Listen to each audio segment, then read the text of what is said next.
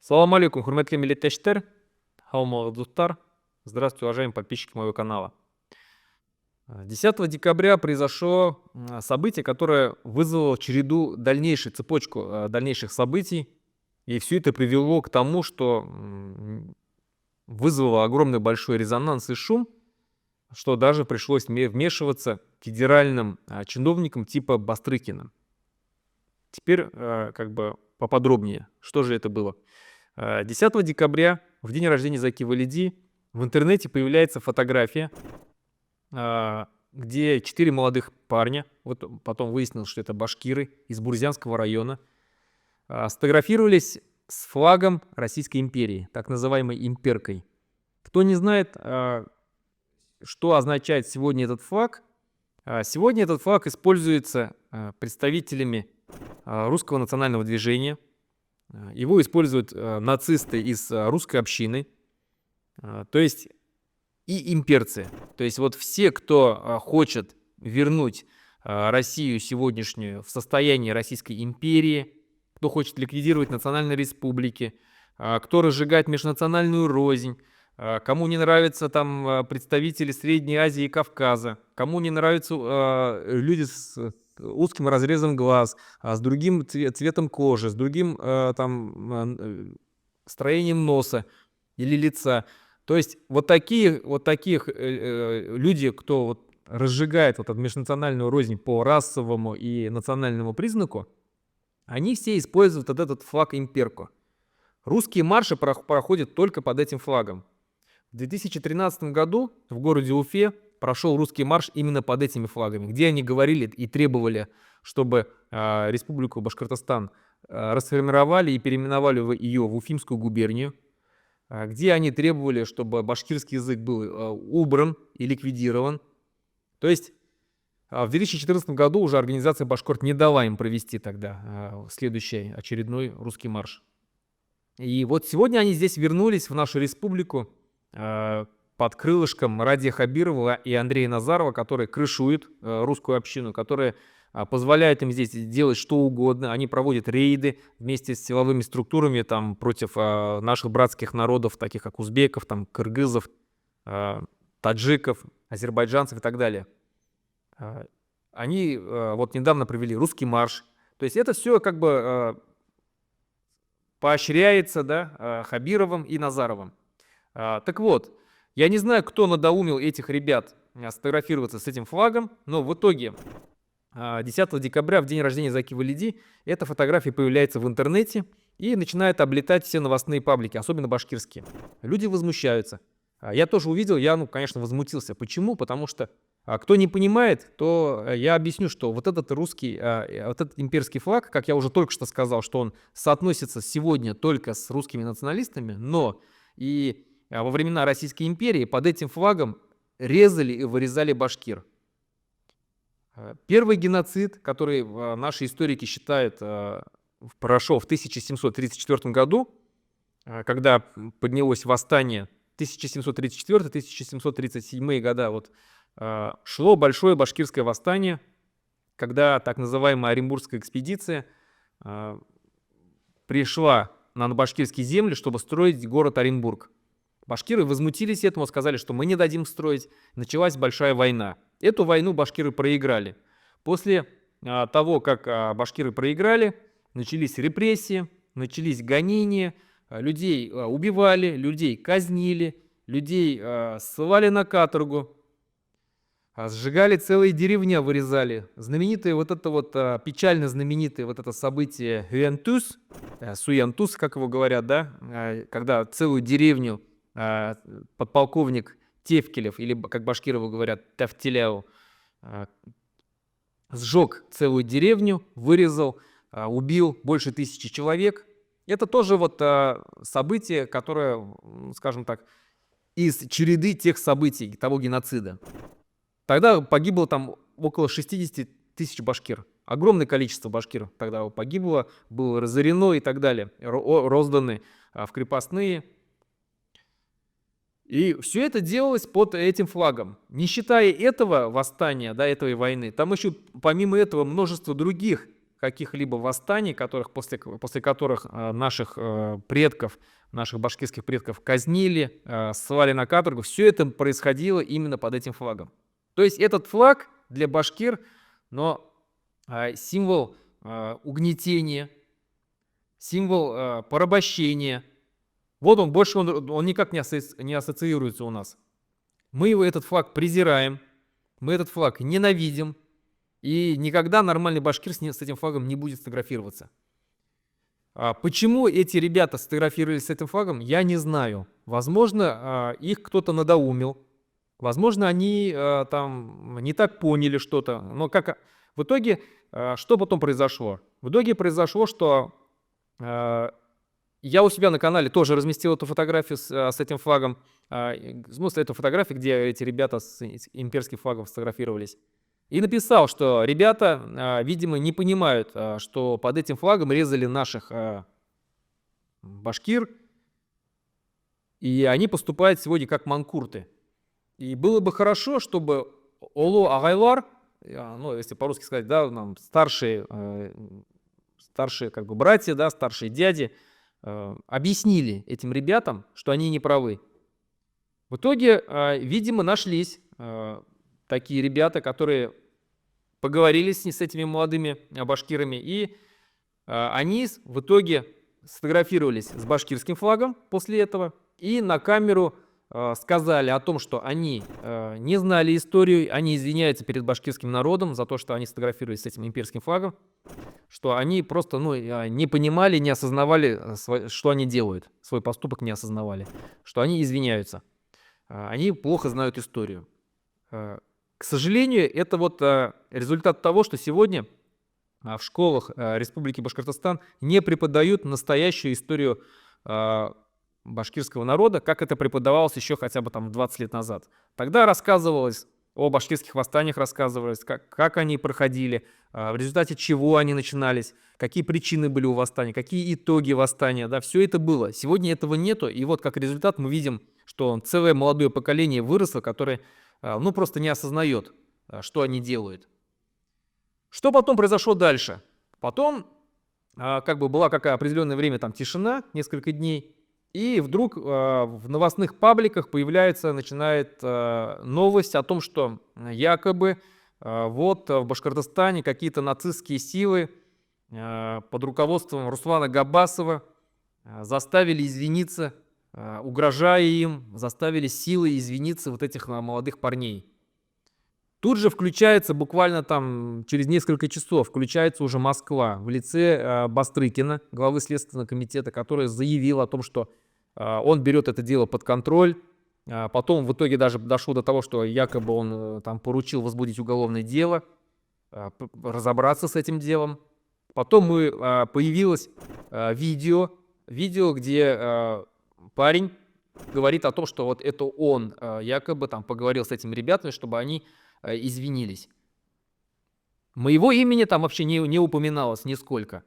И здесь еще надо уточнить, заметить, что это видео появилось не где-то с каких-то каналов силовых структур, правоохранительных органов. Есть такие каналы, да, оперсводки РБ и так далее. То есть нет, не оттуда.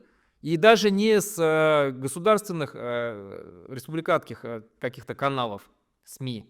Нет, это видео впервые в интернете появилось с канала «Русский мир». Это нацистский канал, который принадлежит русской общине. Оттуда тут же появилось это видео. То есть силовики, которые приезжали, допрашивали этого парня, они слили это видео именно этим русским нацистам. Это говорит о чем? Это говорит, что сегодня силовики и русские нацисты из русской общины работают очень плотно в спайке. Все. То есть это о чем сейчас вообще все, к чему это все приводит? Все это привело к тому, что башкиры сегодня возмущены, что мы не видим никакого давления, никаких угроз не было. Парни реально сами осознали, что они сделали фигню какую-то, они извинились вполне искренне, никаких угроз им не поступало, но в итоге здесь перевернули все так, и получается, восхвалили вот этот имперский флаг и унизили наш башкирский флаг. Тем самым сознательно разжигая межнациональную рознь между башкирами и русскими. Давайте как бы отмотаем и посмотрим, какие события были похожими и куда Бастрыкин не вмешивался. Мы помним, буквально недавно одна из команд башкирского КВН пошутила про Радия Хабирова, про шоколадку, там, про армянские корни и так далее. Премьера Алтай шоколадтың Made in Armenia. Он сладкий. Русайт нашли лучше горькая правда, чем сладкая ложь. Был шоколадка тура келмей. Что потом произошло? Мы видели, как эта команда извинялась. Долго извинялась. Извинялся там и председатель КВН, извинялась вся команда потом этих школьников. Ну, мы КВН команды Барвар хотим признать то, что в некоторых местах наши выступления, в некоторых шутках были неправы. Ни в коем случае не хотели переходить на личности, кого-то обижать. И что, Бастрыкин как-то обратил внимание на это? Ноль. Абсолютно ничего не сказал, ни слова. Почему? А потому что это Хабиров заставил их извиняться. Это не кто-то, не Габасов же. Это Габасов, конечно же, если Габасов, то тут надо... хотя я вообще, как бы, говорю, не при делах. Дальше что? Мы помним, как периодически в течение нескольких, там, около 10 лет, там, кто-то, если что-то там как-то заденет Кадырова, Рамзана Кадырова, главу Чеченской Республики, тут же везде появляется сразу же потом извинения этих людей. Мы помним, их было даже и не 10, огромное количество различных извинений. И что, Бастрыкин как-то хоть раз проявил желание завести уголовное дело на Рамзана Кадырова? Нет, абсолютно ноль. А когда женщина из Сибая, вот эта вот пьяная русская женщина, которая оскорбляла башкир, громко называла башкир свиньями, грязным народом, там еще как-то, там ублюдками, еще как-то.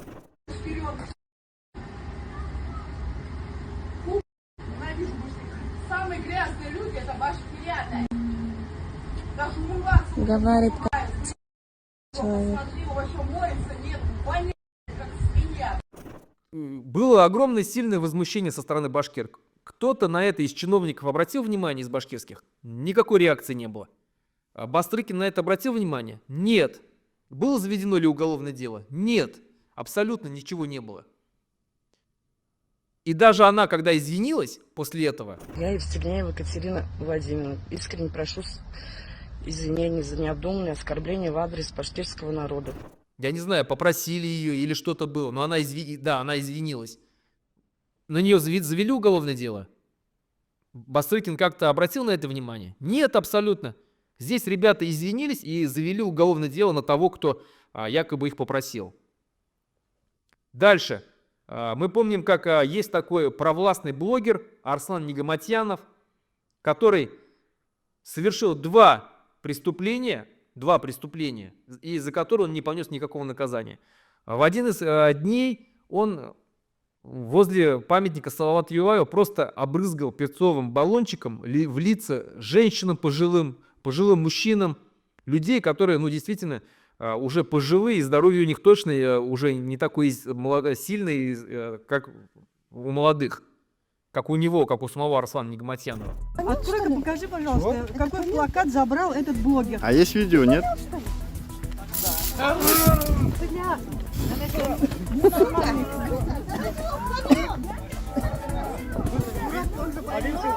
Он брызнул ему в лицо. Это, как минимум, это хулиганка. Что потом? Что-то было, какое-нибудь уголовное дело? Ничего не было. В составе действий вот этого Арслана Нигаматьянова не нашли никаких преступлений.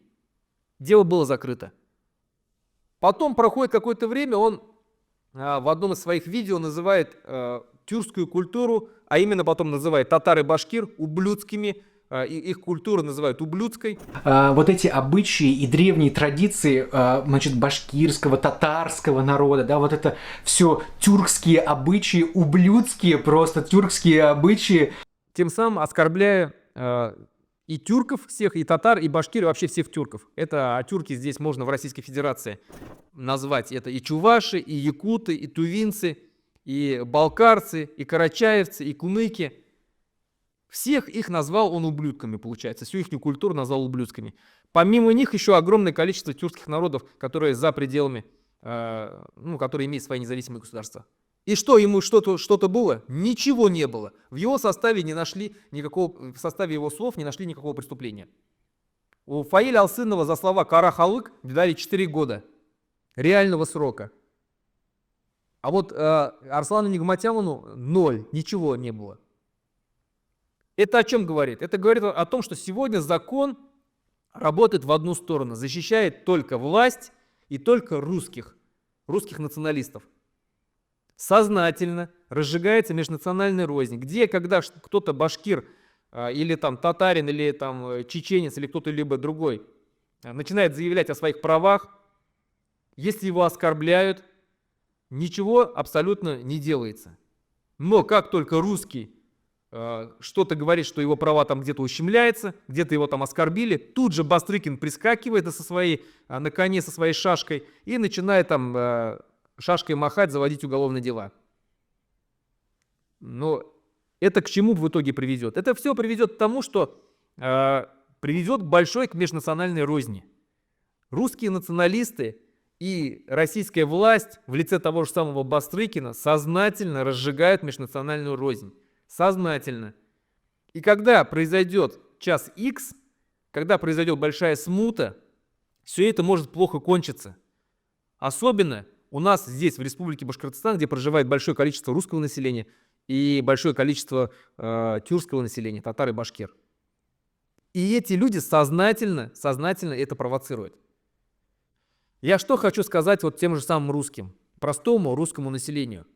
Мы, люди, которые сторонники независимого государства, построения независимого государства Республики Башкортостан, отделения его от имперской фашистской России, мы выступаем за то, чтобы наша республика была цивилизованной, демократической, где права всех народов были бы защищены, где работали бы законы, где все ветви власти были бы отделены друг от друга и не зависели бы от какого-то там президента или от какого-то там чиновника. Нет. Чтобы у нас было нормальное цивилизованное государство.